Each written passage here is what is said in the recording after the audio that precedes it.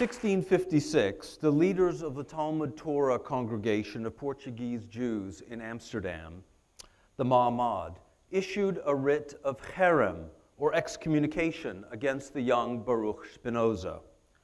On account of his abominable heresies and monstrous deeds, he was banned from the synagogue.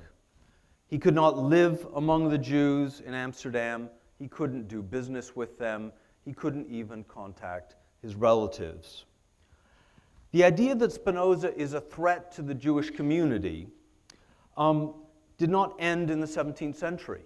More than 250 years later, the prominent philosopher Hermann Cohen, who's on the right there, was moved to voice his agreement with the Amsterdam community 250 years before. To fight the rising tide of enthusiasm among assimilated German Jews, Cohen declared that the Amsterdam community had been right to expel Spinoza. Spinoza was a self-hating Jew who had denied the fundamental tenets of Judaism. On the other side are equally famous, even more famous advocates. David Ben-Gurion, the first prime minister of Israel, wanted the Knesset in the 20th century to extend Spinoza, whose ashes had been spread 200 years before in the graveyard of a Protestant cemetery in The Hague, wanted to extend to him citizenship, honorary citizenship, much later in the nation state of Israel. Isaac Bashevis Singer, the Nobel Prize-winning author, admired Spinoza as well and used his image to represent the struggle of traditional Jews with the spirit of the modern secular world in which they lived in the 20th century. So who's right? Is Spinoza good for the Jews or not? I want to argue that the answer is yes, that the Amsterdam community was wrong, Hermann Cohen was wrong, that Ben-Gurion and Bashevis Singer were right. Spinoza is indispensable to the modern Jew. In one of the great ironies of Jewish history, the man who had it in for the community in which he lived and then was perhaps rightly expelled from it may have done the most to save its descendants from intellectual and social ruin. That's what I'm going to argue anyway. Okay. In order to see why this is so, let's look at three of the issues that got Spinoza into trouble.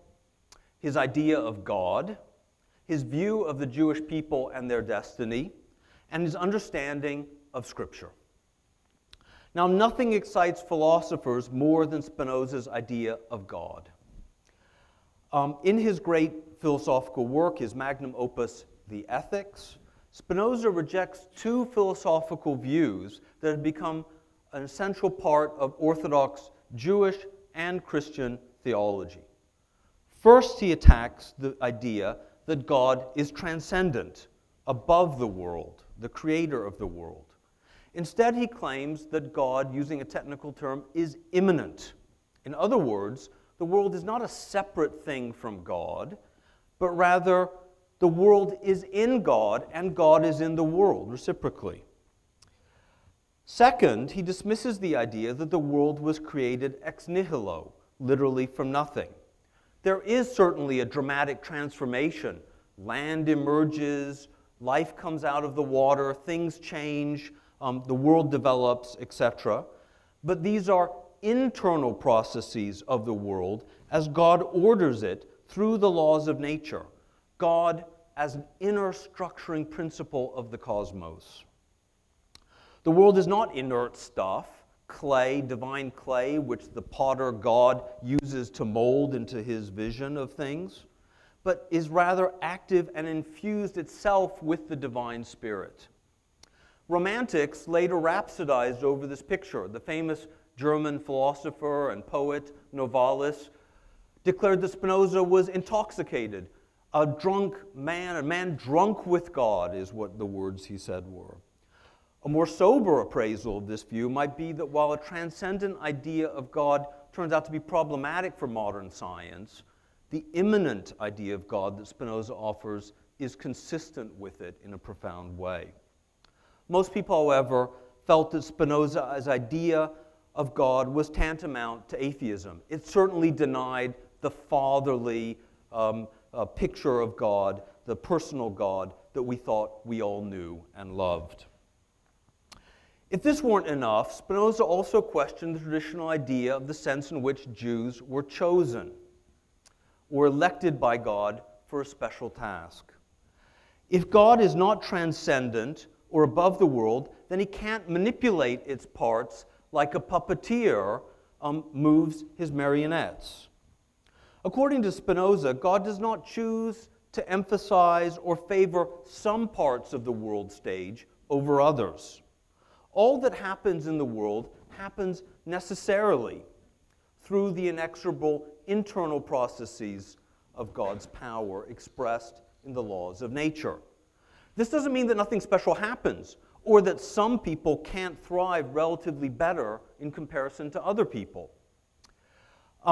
However, the idea that these individuals or groups that turn out to be doing better than others are chosen is rather a metaphor for the combination of favorable circumstances in which they find themselves and their ingenuity in facing those circumstances and in producing an outcome that is favorable to them.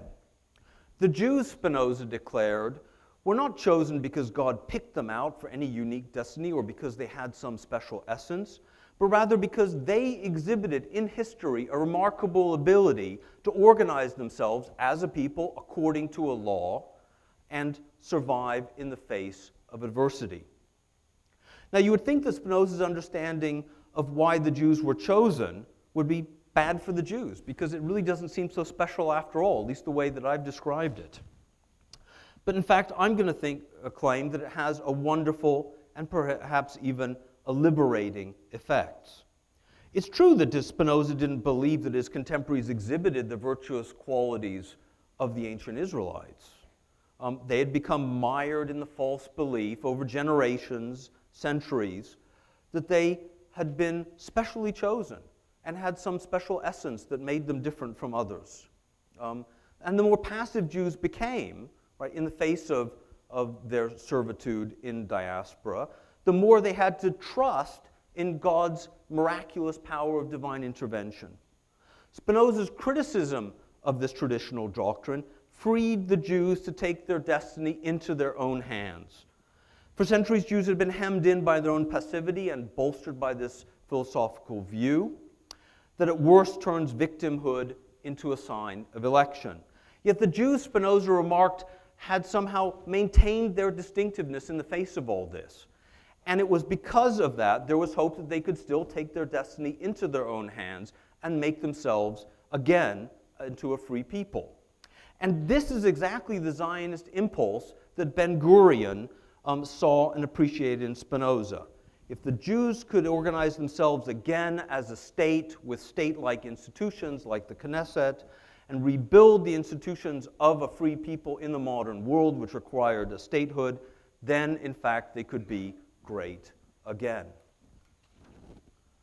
Now, some Jews might object that Spinoza's radical view of God and his rather deflationary account of Israelite election conflicts with the obvious word of Scripture. Didn't God create the world out of chaos? Isn't that what it says at the beginning of Genesis? And then help the Israelites literally out of the land of bondage in Egypt, part the Red Sea so they can cross eventually into the Promised Land? In each of these cases, it seems as if Spinoza is rejecting one of the foundational tenets of Judaism, the idea of a transcendent God that creates the world, the idea that prophetic revelation is the source of all knowledge, including scientific truth, the idea that the Jews are a special chosen people. But what Spinoza is really doing, I think, is rejecting a particular interpretation of Judaism that he takes as based on alien philosophical sources, namely the philosophies of Plato and Aristotle. He challenged the perception that the layer of philosophical interpretation is authentic.